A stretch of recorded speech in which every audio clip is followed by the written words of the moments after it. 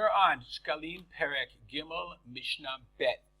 Second Mishnah in the third chapter of Shekalim. Says the Mishnah, V'shalosh kupot shel shalosh sa'in tormin talishka. When they would do what we call the trumat talishka, which remember what it means is they were taking the money from the big shofar, from the big pushkas that they had in the Beit HaMikdash, and they would bring it to the office in order to use the money for the korbanot. So they had 3 kupot of shalosh se'in, 3 se'ah. Okay, each one tormin talishka. So it was a total of 9 se'ah. How much is the se'ah? So when you go to the internet, so when you ask how much a se'ah is, the answer they're going to give you is based upon a mikvah.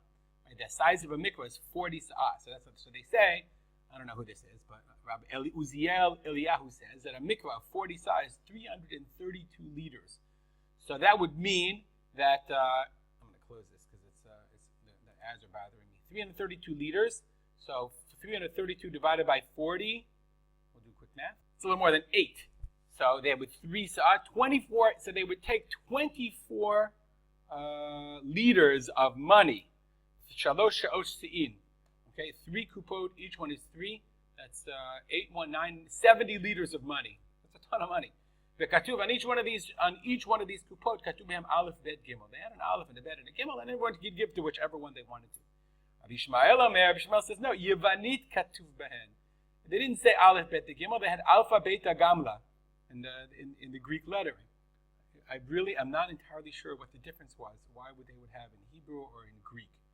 A very, very interesting question that somebody should answer. If you have any comments, if you have an idea why, email me, rspolter@gmail.com. I'm trying to work on ways to share information and create a community. If you have any ideas about that, that would be good too. How do you share with people who are watching this on YouTube? Anyway, okay, so that's the trumat lishka, that they would take money from these big pushkot, from these huge boxes, okay, and they would take each time from each box they would take 3 se'in, which is about 25 liters of money. It's a liquid quantity of money. It's huge amounts of money. And so when they would do the truma, so the very fascinating Mishnah, how the person who was taking the truma to the Lishka had to be dressed. A pargud chaput, it means a hemmed jacket, or a pargud is like a skirt, I think. One second. The Kahati says it's a beged. Okay, a beged that has a hem of some kind. That's why we have jastro. Pargud could be a curtain or a tunic of some kind. I wonder if we get a jastro bonus. I don't see it. Okay, but it's some kind of tunic or some kind of garment. So you're not allowed to enter with a pargud chaput, with a hemmed jacket, v'lo b'min'al, nor with your shoes, v'lo b'sandal, or sandals, v'lo b'tfilin, v'lo b'kamea, tfilin, kamea is an amulet. Why? Shema ya'ani. If a person then afterwards, after they do the lishka, the opposite, then he loses a lot of money in some investment. V'yomru me'avon halishka, and he stole money from the Beit HaMikdash, and that's why he got punished. Oh, Shema Ya'ashir, if he then makes a lot of money in some crazy investment, V'yomru, and they'll say, Mitrumat Halishka He'ashir. Wow, why did he make money? Because he stole it from the Beit HaMikdash. So, why does this make any sense? Lifi Sh'adam Sarich Latzeit Yedei HaBriyot. You have to do things that are Yatzeit Yedei HaBriyot. You can't give the impression in life that you're doing something that people will suspect. Kederech Sh'tzarich Latzeit Yedei HaMakom. Just like you have to fulfill Yedei HaMakom, what God expects of you. Meaning, Shnei Amar, as it says, V'yedem Nikiyim MiHashem u'Yisrael. You should be clean from God and Yisrael.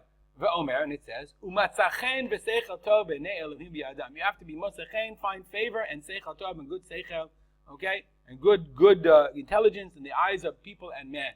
I mean, you don't give people, if you're in charge of money, we see this all the time. I think I just saw something about churches, that 1 in 10 churches in America, I don't know when you're watching this, they were embezzled. A person who deals in public funds, he has to be above and beyond. He has to have, there shouldn't be any concerns about him whatsoever. And there are actually halachot about this, about dealing with public funds. You have to collect in 2s and give in 3s. No one should be suspect or give anybody the idea, the possibility of being suspect. So this idea of lo b'pargud chafot, you shouldn't have any hem, no pockets. Then nobody should have any chance to wonder, well, what's in his pocket? He doesn't have any pockets. So the same thing is true about anybody who takes care of or is responsible for the finances, for community finances. There should be complete transparency in such a way that you don't give people the chance to have any chashashot. And if you say, well, they should trust me, no, they shouldn't. They didn't trust the Kohanim in the Beit HaMikdash. You don't know. People are people, and so therefore it's important, critical, that the Mishnah requires that you take responsibility and you take the proper steps to make sure that no one would ever come to doubt you, because there's nothing to doubt. That's the idea of Yitem Nikiyim Hashem Yisrael. We'll stop here. Dedicate our learning to memory of my father, Rav Simcha ben Yitzchak Kalman, and Aisha Tzipora Matilda Bat Nachum